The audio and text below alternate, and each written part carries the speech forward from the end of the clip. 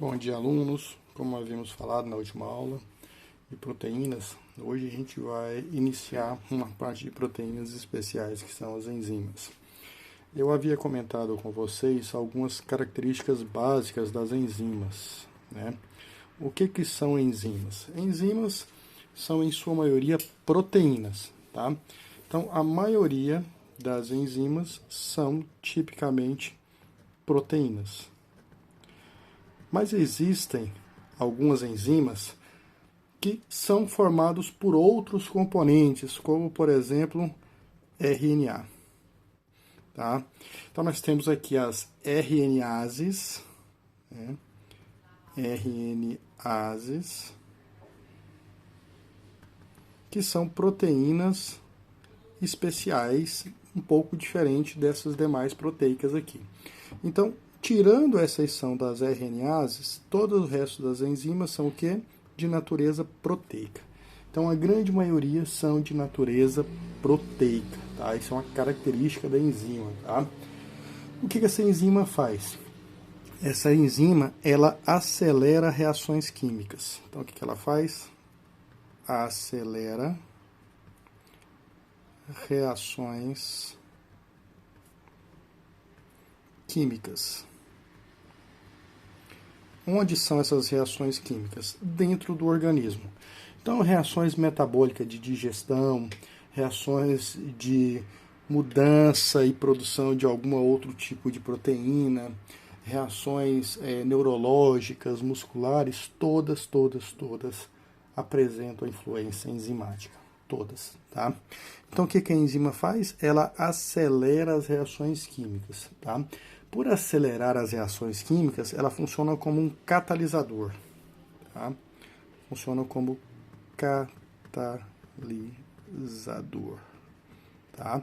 Por isso que as enzimas são chamadas de catalisadores biológicos, tá?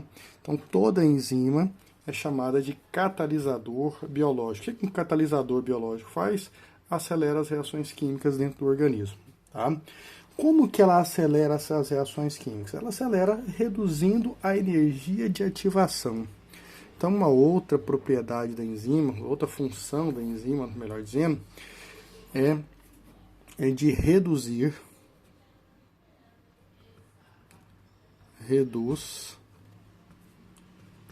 a energia de ativação. Professor, o que significa isso? Reduzir a energia de ativação é reduzir a quantidade de energia necessária para fazer a reação acontecer, para iniciar o processo de reação química. Tá? Então, a enzima ela reduz a energia necessária para ligar a reação química. Eu vou te dar um exemplo. Nós temos aqui um gráficozinho e nós temos uma lombada aqui, uma montanha aqui, né? Vamos supor que um garoto empurra uma bola aqui, ó. Tá empurrando a bola e ele tem que passar essa bola para o outro lado. Então ele vai gastar uma energia X para empurrar essa bola por cima desse morro. Tá? O que a enzima faz? A enzima reduz essa energia para fazer esse processo todo aqui. Como que ela reduz a energia? Tá? Como seria se o menino colocasse a bola por esse caminho aqui. Tá? Então a energia necessária para a reação acontecer é essa aqui. Ó. É essa aqui. Tá? Já sem a enzima, a energia necessária é essa aqui. Ó. Tá? Então o consumo de energia ele é muito maior. Tá? Sem a enzima e com a enzima a energia de ativação ela é menor. Uma outra característica importante das enzimas é que elas não são consumidas durante todo o processo. Tá? Elas são reutilizadas, tá? Várias vezes. Então a enzima vem aqui, faz o processo de reação química, volta, pega outro substrato, faz a reação de novo, volta, pega outro substrato, faz a reação de novo, até com o tempo ela sendo degradada. Aí sim ela é substituída por uma nova. Então, no processo de uma reação química, a enzima não é consumida. Então, as enzimas não são consumidas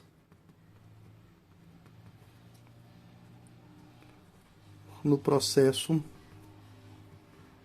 de reação. Então, as enzimas são reutilizadas, são recicladas, tá? Todas as enzimas são reutilizadas, tá? Então, ela vai sendo reutilizada, até perder o seu processo funcional, aí ela tem que ser substituída, tá?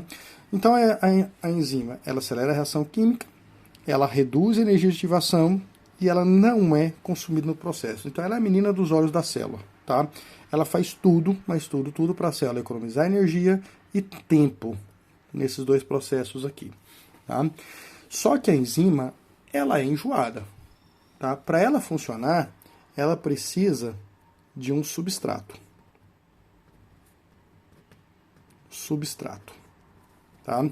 Só que não é qualquer substrato. A enzima só funciona se o seu substrato for específico. Tá? Eu vou te dar um exemplo disso aqui. Amido. Amido é um substrato. Amido é um tipo de alimento que nós temos aí no arroz, no milho, né? O amido é um substrato. Existe uma enzima que catalisa o amido e quebra esse amido. Tá? Essa enzima, tá? Normalmente a enzima tem um nome associado ao substrato. Aqui o nosso substrato é o amido, a enzima se chama amilase. Tá? Então aqui nós temos o substrato. E aqui nós temos a enzima. Sabemos que o amido é um carboidrato, é um açúcar, né? Existem vários tipos de açúcar. Por exemplo, o glicogênio. O glicogênio é um açúcar muito semelhante ao amido, tá? O amido é feito de várias glicoses e o glicogênio também é feito de várias glicoses. Só que a amilase só funciona com amido. Se você colocar o glicogênio lá, a amilase não reage. Ela fica paradinha lá, sem fazer nenhum tipo de reação química. Então, a enzima, ela é específica do seu substrato. Ela não vai reagir com outro substrato, mesmo que esse outro substrato fosse parecido com o dela. Tá? Ela é específica. Por que que ela é específica? Nós falamos que a enzima funciona em um modelo chamado modelo chave fechadura. O que significa isso? Esse modelo chave fechadura é um modelo no qual a enzima se encaixa perfeitamente no seu substrato. Tá? Morfologicamente, a enzima tem que encaixar perfeitamente no substrato. Se ela não encaixa perfeitamente, ela não reage. Por isso que ela tem que ser específica, ela é específica do seu substrato, porque ela precisa do encaixe, né? Então funciona nesse modelo aqui, ó. Nós temos aqui a enzima. Vou colocar como exemplo aqui uma enzima. E nós temos aqui o seu substrato. Tá? Então, enzima, substrato.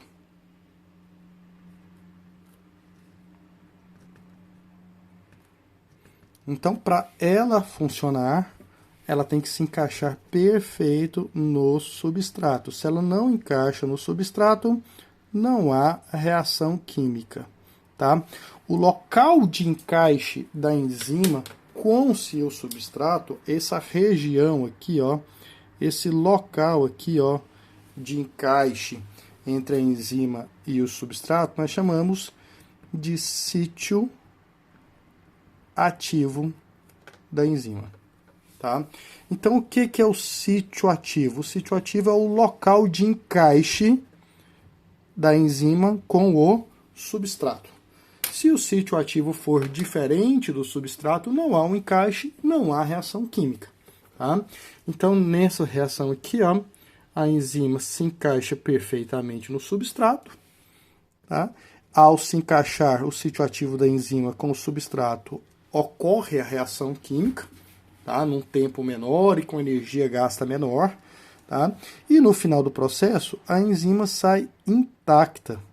Aqui está a enzima aqui, ó, intacta, e ela retorna e faz a reação tudo de novo. Ela pega outro amido e faz a reação tudo de novo.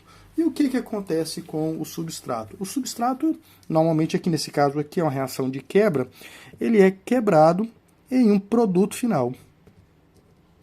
Tá? Em um produto.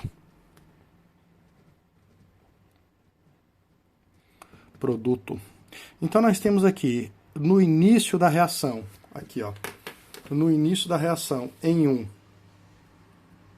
nós temos a enzima e o substrato. Aqui nós temos o encaixe da enzima com o substrato. Esse encaixe ocorre numa região específica, não é em qualquer lugar. Essa região específica é chamada de sítio ativo, tá? E esse complexo aqui é chamado complexo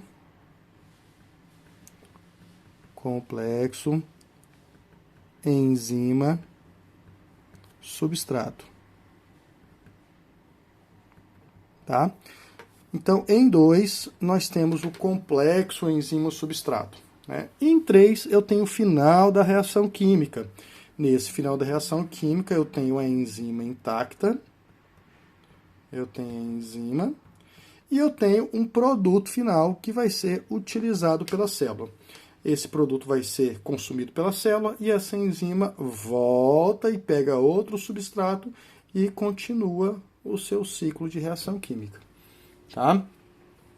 Por isso que nós falamos que a enzima ela não é consumida no processo, tá? Ela sempre volta. É lógico que com o tempo esse sítio ativo vai sendo degradado, vai mudando a sua forma e ele não consegue mais encaixar no substrato.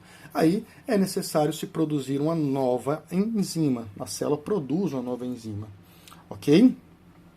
Algumas enzimas, tá? Não são todas, né?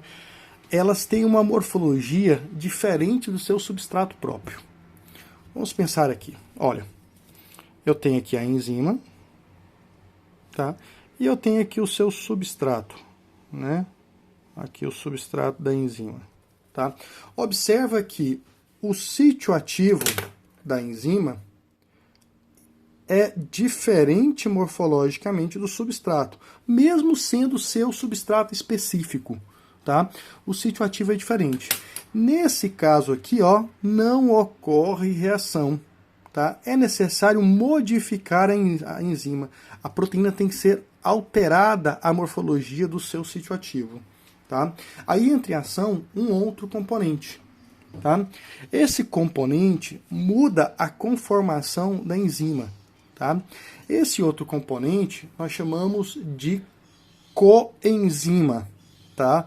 Então, o que é a coenzima? É um outro componente que muda o sítio ativo da enzima, permitindo o encaixe da enzima com o substrato. Tá? Então, vamos dar nome aqui à substância, né? Aqui é o substrato. Aqui nós temos a enzima, tá? Enzima. E aqui nós temos o sítio ativo, né?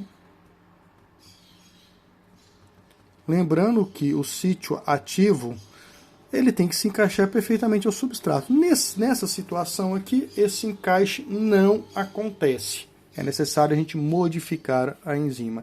Então existe um outro sítio, tá? Um sítio do cofator, onde um cofator, uma substância não proteica, pode ser uma substância inorgânica ou uma substância orgânica. Esse cofator, essa coenzima, melhor dizendo, ele se encaixa a enzima mudando o sítio ativo. Então vai funcionar da seguinte forma aqui, ó. Então nós vamos desenhar de novo a enzima aqui, ó, com o seu sítio ativo já modificado. Como que essa modificação ocorre? Ocorre porque alguma outra substância mudou a conformação do sítio ativo da enzima. tá? Então, nós temos aqui o que nós chamamos de coenzima, tá? Essa coenzima, normalmente, a coenzima é de natureza orgânica. Tá? Quais são as coenzimas mais comuns no nosso organismo que modificam a enzima e que são necessárias, tá? Principal exemplo de coenzima são as vitaminas. Vitamina A, D, E, K, vitamina C, complexo B12, tá? Então nós temos vários tipos de coenzimas diferentes. Cada coenzima liga-se a uma enzima também específica, tá? Então qual o papel da coenzima? Modificar o sítio ativo. Modificar o sítio ativo da enzima. Essa modificação do sítio ativo permite o encaixe junto ao substrato. Tá bom? Então, algumas enzimas, mesmo tendo seu substrato específico lá, ela não reage. Ela precisa ser modificada. Tá?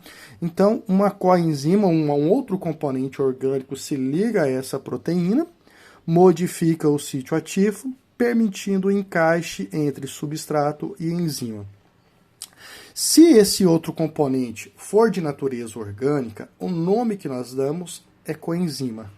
Se esse componente for de natureza inorgânica, tá? Se for de natureza inorgânica,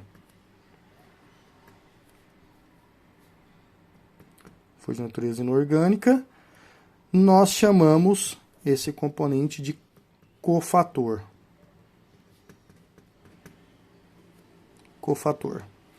Então veja bem, a função é a mesma, modificar o sítio ativo da enzima. Só que, se esse componente for de natureza inorgânica, a gente chama de cofator. Vou te dar um exemplo: ferro, zinco, cálcio, magnésio, né? Vou colocar aqui como exemplo o cálcio, né? Ca+. Né? O cálcio é de natureza inorgânica, então ele funciona como cofator, modificando o sítio ativo, permitindo o encaixe com o substrato.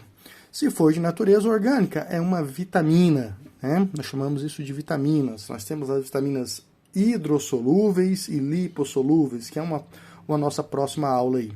Tá? Essa vitamina se encaixa com a enzima, modificando o sítio ativo, permitindo o encaixe. Tá? Permitiu o encaixe, forma-se lá o complexo enzima-substrato, né, que nós havíamos falado. Tá? Complexo enzima-substrato. E no final da reação, nós temos a enzima intacta e o produto final. Tá? Então, o processo da reação aqui é o mesmo desse processo aqui. Qual a diferença? A diferença é que eu tenho um outro componente que permite o encaixe da enzima com o substrato. Esse componente pode ser orgânico, aí nós chamamos de vitamina. Esse componente pode ser inorgânico, nós chamamos de cofator. Tá? A coenzima e o cofator é um componente não proteico. Ele é feito de uma outra substância. Ele não é proteína. Tá? Então nós chamamos ele de grupo prostético.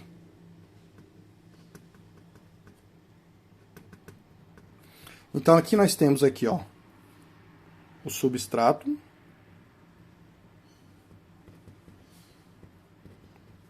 Nós temos aqui a enzima. E nós temos aqui o grupo prostético. Esse grupo prostético pode ser orgânico ou inorgânico.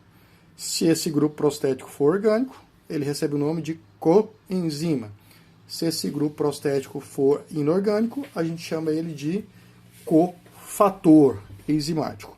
Então, esse grupo prostético, ele permite o encaixe da enzima com o substrato, finalizando a reação química. Então, aqui a reação em 1, a reação em 2, que é a formação do complexo enzima-substrato, e a reação em 3, que é a reação em si, com a formação do produto e a enzima intacta.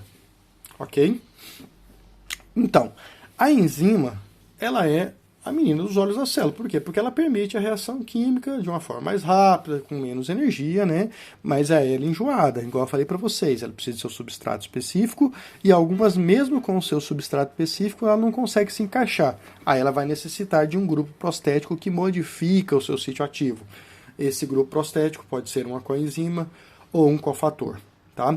Mas alguns fenômenos no organismo, ou até mesmo dentro da célula, podem atrapalhar tanto este processo quanto este processo aqui. Tá? O que pode interferir na atividade de uma enzima? Tá? Alguns acontecimentos no organismo podem interferir na atividade da enzima. O primeiro fator que interfere na atividade enzimática é a temperatura. A temperatura corporal de um indivíduo, né? A enzima, para ela funcionar em seu grau máximo, tá? No seu potencial de 100%, ela precisa de uma temperatura ideal. Se essa temperatura não for ideal, tá? Isso reduz a atividade enzimática. Então ela vai trabalhando em capacidades menores, né? Se ela tiver uma temperatura ótima, ela trabalha 100%, se reduzir um pouquinho, ela trabalha 90%, se reduzir mais ainda a temperatura, ela trabalha 50% e assim sucessivamente, né?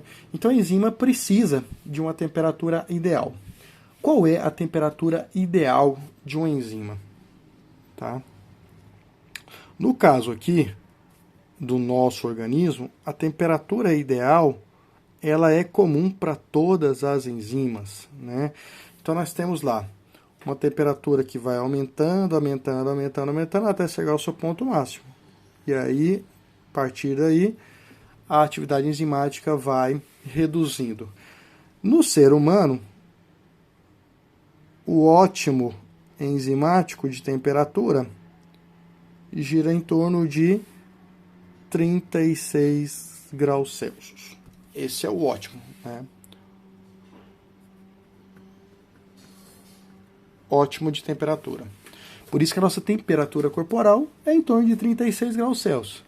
Se abaixar demais a nossa temperatura corporal, nós temos um processo de hipotermia. As enzimas, com a temperatura menor, absorvem menos calor, menos energia térmica, menor o processo de reação, até parar.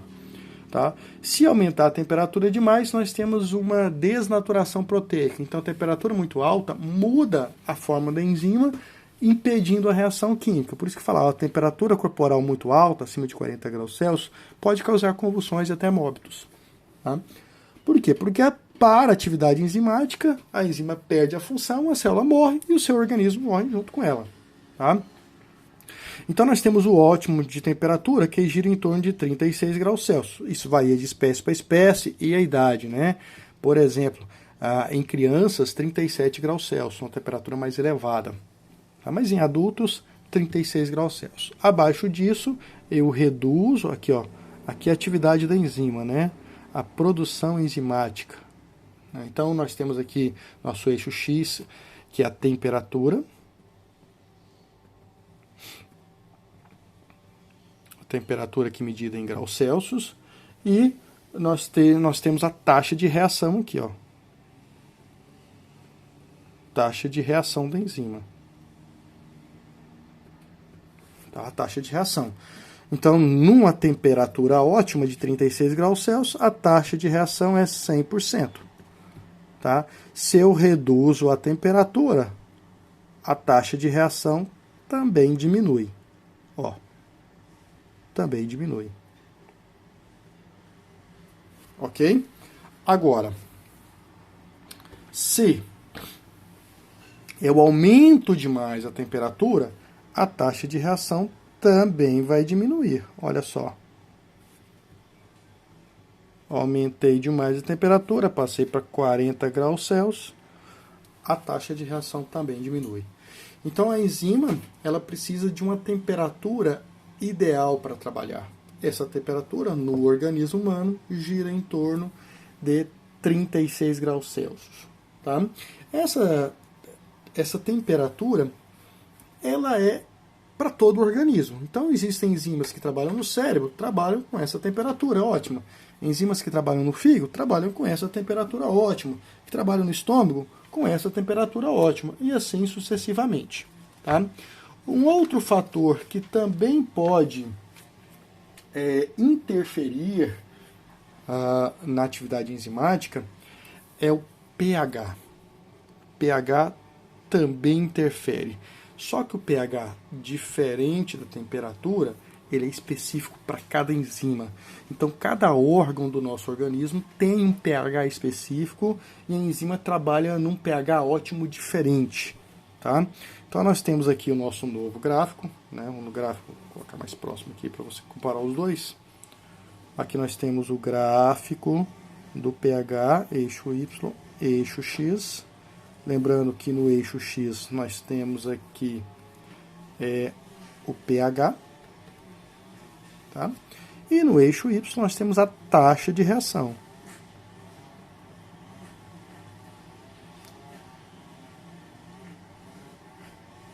Vou colocar. Algumas enzimas apresentam um pH ótimo. Lembrando que pH é potencial de hidrogênio iônico, hidrogênio livre, né? Algumas enzimas apresentam pH diferentes umas das outras, né? A tabela de pH, como nós conhecemos, ela vai de 1 até 14. A tabela de pH vai de 1 até 14. Lembrando que 7 é o que nós chamamos de pH fisiológico, pH neutro. Tá? Abaixo de 7, o pH é ácido. Acima de 7, o pH é alcalino ou básico, tá? Como nós falamos. Então aqui nós temos, por exemplo, soda cáustica, que tem pH em torno de 11, né? Nós temos o ácido sulfúrico, por exemplo, tem a pH em torno de 2, né? Lembrando que quanto mais próximo de 7, menos ácido. Quanto mais próximo de 1, mais ácido. Então pH 1 é mais ácido que pH 2. pH 2 é mais ácido que o pH 3 e assim sucessivamente. Aqui vai aumentando, né? O pH, por exemplo, 9 é mais alcalino que o pH 8. O pH 10 é mais alcalino que o pH 9, assim sucessivamente. Então nós temos algumas enzimas que trabalham em pH ácido, outras que trabalham em pH alcalino e outras que trabalham em pH neutro. Tá? Por exemplo aqui, vou colocar aqui para vocês aqui, ó. Desenhar um outro aqui. Tá? Aí nós temos alguns exemplos. Tá? Aqui, ó, vou colocar aqui no meio aqui o pH neutro, né? pH 7. Né? Qual a enzima que trabalha em pH 7? Existe uma enzima na boca chamada amilase salivar, tá? Que também pode ser chamada de pitialina. Tá? A pitialina é uma enzima que digere amido.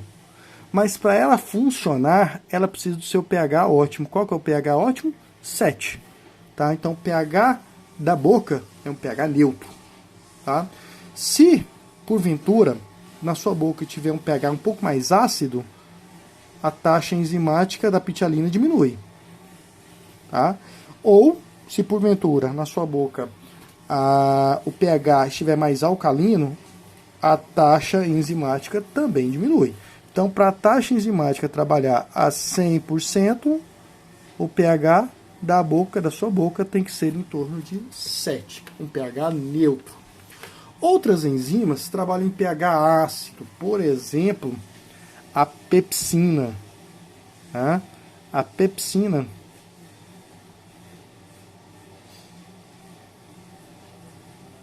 aqui, ó, pepsina é uma enzima que atua no seu estômago, né? E no seu estômago existe o ácido clorídrico, e o ácido clorídrico deixa o pH do estômago ácido, tá? E isso facilita o trabalho da pepsina, que é uma protease, que ela vai digerir proteína. A pepsina, ela vai trabalhar em pH ótimo, em torno de 2, tá? Um pH extremamente ácido. Então, para essa enzima trabalhar 100%, qual o pH necessário? 2. Se porventura o pH do estômago se torna 7, a taxa da pepsina praticamente é 0. Ou seja, ela não trabalha. Então, o pH ótimo da pepsina é o quê? 2. Se esse pH reduzir para 1, por exemplo, a taxa enzimática também reduz. Ou se aumentar para 3, por exemplo, a taxa enzimática também reduz. Então a pepsina sempre vai trabalhar no pH ótimo de 2. A pitialina na boca trabalha no pH ótimo de 7.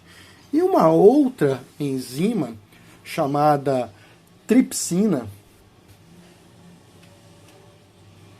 tá, que vai atuar lá no seu intestino delgado, no duodeno do seu intestino delgado, vai atuar com pH ótimo de 8. Aqui, ó. Tripsina, também uma protease, tá? Ela vai atuar com um pH ótimo alcalino em torno de 8. Se eu reduzo a alcalinidade, eu reduzo a taxa enzimática. Se eu aumento a alcalinidade, eu também reduzo a taxa enzimática. Então, cada enzima trabalha num pH diferente, um pH ótimo diferente. No caso da temperatura, não. Eu tenho uma temperatura única para todas as enzimas. O ótimo de temperatura sempre vai ser 36 graus. Para essa, para essa e para essa. Agora o pH não. O pH é específico. Então a enzima precisa de um pH específico para atuar. Tá? Um outro fator que pode também atrapalhar a atividade de uma enzima seria a concentração de substrato, né? A concentração de substrato, né? Então, se a concentração de substrato for máxima, todas as enzimas vão estar trabalhando. Tá? Então, aqui nós vamos ter aqui a concentração de substrato. E aqui nós temos a taxa enzimática, né? Taxa de reação. Bom, se eu tiver pouco substrato, eu vou ter poucas enzimas trabalhando. Se eu aumentar a concentração de substrato, a taxa enzimática vai aumentar, porque eu vou ter mais enzimas trabalhando. Vou chegar a um ponto em que a minha concentração de substrato ocupa todas as minhas enzimas. E aí eu tenho uma taxa de reação 100%. Todas estão trabalhando. A partir daí, se eu aumentar ainda mais, se aumentar ainda mais a concentração de substrato, a minha taxa enzimática vai continuar a mesma, em torno de 100%. Todas vão estar trabalhando, tá? Independente se aumentar ainda mais, todas estão trabalhando. Mas se a concentração de substrato for pequena, a taxa enzimática cai, tá? Então nós temos 3 fatores importantíssimos que podem afetar diretamente a atividade da minha enzima: a temperatura, o pH e a concentração de substrato nas células, tá? Isso pode atrapalhar a atividade da minha enzima. Outra coisa que pode atrapalhar a atividade da minha enzima, e é isso aí, nós fazemos isso de forma artificial, é a inibição enzimática, tá? A inibição, ela pode ser competitiva ou não competitiva, tá? Eu tenho vários inibidores enzimáticos. Por exemplo, remédios para dor de cabeça, dipirona, por exemplo, o Tilenol, são inibidores enzimáticos. Eles inibem o sítio ativo lá na sinapse nervosa, impedindo a transferência do impulso elétrico até o cérebro. Se esse impulso elétrico não chega até o cérebro, ele não interpreta isso como dor. E aí a sua dor de cabeça passa. Tá? Então existem inibidores enzimáticos, competitivos e não competitivos. Tá? O inibidor enzimático competitivo é aquele que vai competir com o sítio ativo da enzima. Tá? Por exemplo, quando a pessoa fica alcoolizada e a pessoa ela precisa receber a glicose na veia, o que a glicose faz? A glicose compete pelo mesmo sítio ativo que o álcool. Então, se eu tenho uma concentração alta de glicose no sangue, essa glicose vai competir com o álcool pelo mesmo sítio ativo da enzima. Tá? E aí vai reduzir o efeito do álcool dentro do organismo ao longo do tempo. Tá? Então nós temos esses tipos de inibição, tá? Competitiva e não competitiva. Aquela não competitiva é aquela que vai impedir simplesmente a ligação da enzima com o substrato. Né? Ela não vai competir, ela não vai se ligar ao substrato, ao sítio ativo da enzima. Na inibição competitiva, o inibidor, tá? Ele se liga e compete com o substrato pelo sítio ativo. Na inibição não competitiva, ele não se liga, ele apenas impede essa conexão aqui. Ok, meninos? Então essa foi a nossa aulinha sobre enzimas, tá bom? A próxima aula vamos falar um pouquinho aí sobre lipídios, que eu ainda não falei sobre lipídios, vamos falar sobre vitaminas e outros componentes orgânicos. Um grande abraço a todos e até a nossa próxima aula.